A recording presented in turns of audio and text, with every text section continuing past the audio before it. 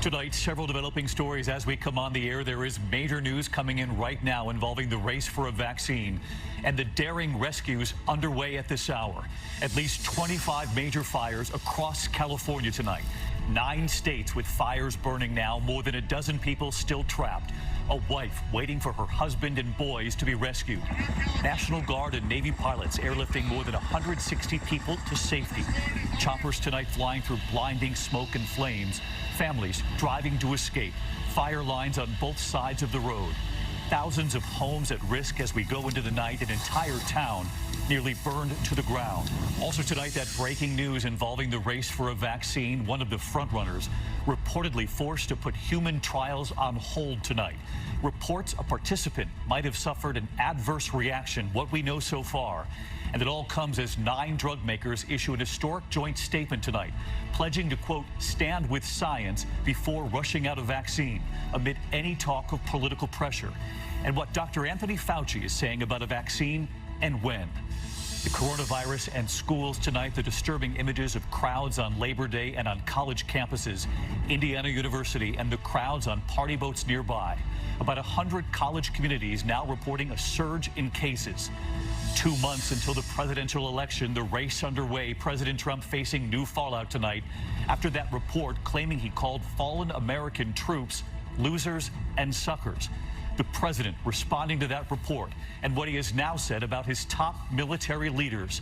Tonight, the Army's top general now responding, and Joe Biden jumping in too. There is breaking news from Rochester, New York at this hour. The mayor speaking a short time ago. The major police shakeup after days of protests. The police chief and his entire command staff leaving their positions. The chilling investigation, the bodies of an American couple recovered from a well in Mexico. And the senior kicked off a flight, reportedly telling a flight attendant to put on her mask during the safety briefing, and what the airline is now saying tonight. From ABC News World Headquarters in New York, this is World News Tonight with David Muir. Good evening, and it's great to be back with all of you at home after this Labor Day holiday. And we do have several major developments tonight as we come on the air. Tonight, the U.S. approaches nearly 4 million cases as the CDC warns the number of infections could be much higher than reported. A new study finds people without symptoms or those who didn't seek medical attention could be silently spreading the virus. And the 3 simple things that could stop large outbreaks. Plus, what we're learning tonight about when the top vaccine candidates will be ready for use. New travel warning. More than half of the country now must quarantine when visiting New York. What you should know before you make the trip. China tries to steal vaccine research.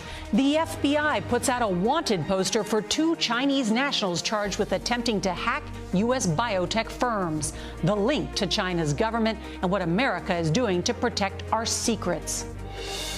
Campaign 2020. As the president resumes briefing the nation for the first time in 3 months, Democratic nominee Joe Biden slams his leadership. You know, he's quit on you, and he's quit on this country. The danger indoors. A new study warns air conditioning could spread the coronavirus. What you can do to stay safe this summer. This is the CBS Evening News with Norah O'Donnell, reporting from the nation's capital.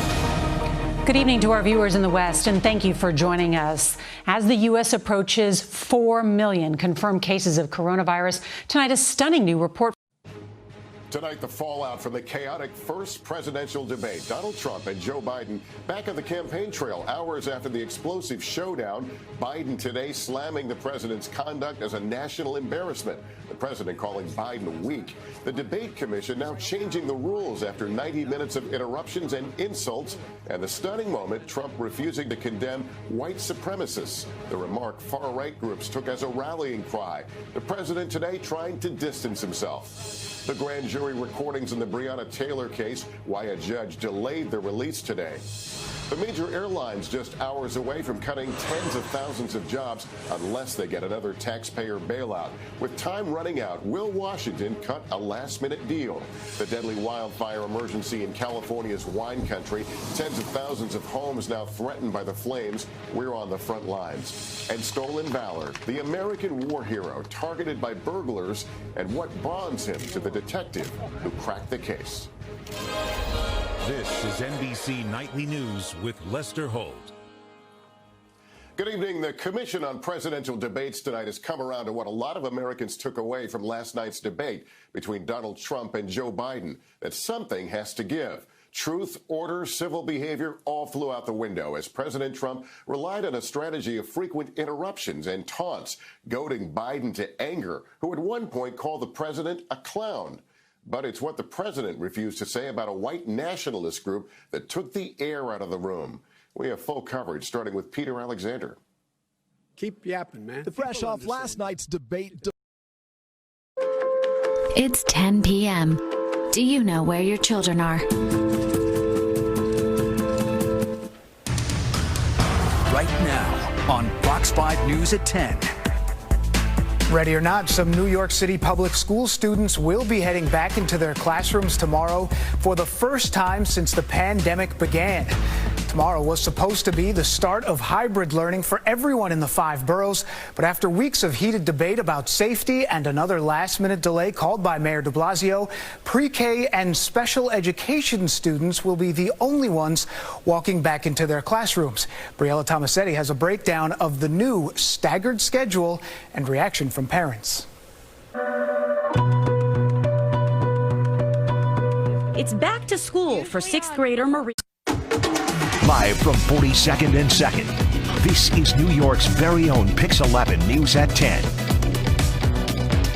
More than 1,000 people in New York have now died from COVID-19. This comes as officials and healthcare workers prepare for the number of patients to peak.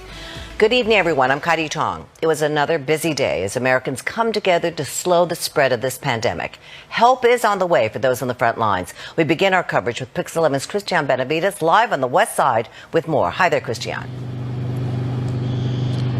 Hi there, Kaidi. New York is getting ready for what's called the apex of the coronavirus outbreak. That's when the largest number of COVID-19 patients are going to need treatment, which is why we're seeing a number of temporary hospitals being set up all throughout the city. Governor Cuomo.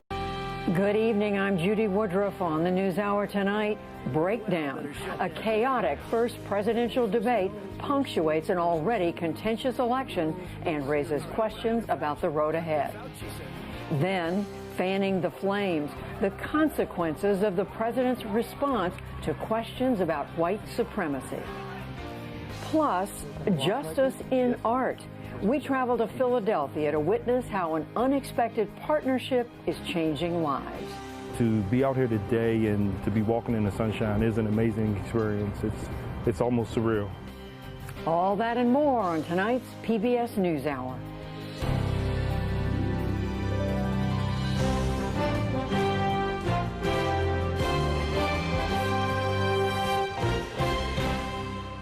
Major funding for the PBS Newshour has been provided by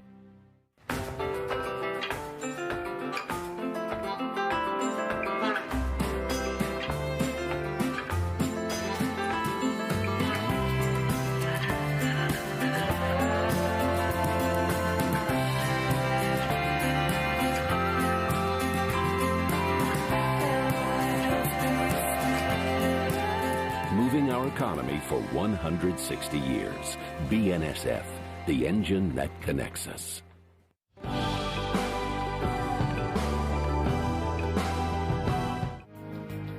Consumer Cellular, Johnson & Johnson, Financial Services Firm Raymond James. Supporting social entrepreneurs and their solutions to the world's most pressing problems. SkollFoundation.org. The Lemelson Foundation, committed to improving lives through invention in the U.S. and developing countries. On the web at lemelson.org. Supported by the John D. and Catherine T. MacArthur Foundation, committed to building a more just, verdant, and peaceful world. More information at macfound.org. And with the ongoing support of these institutions.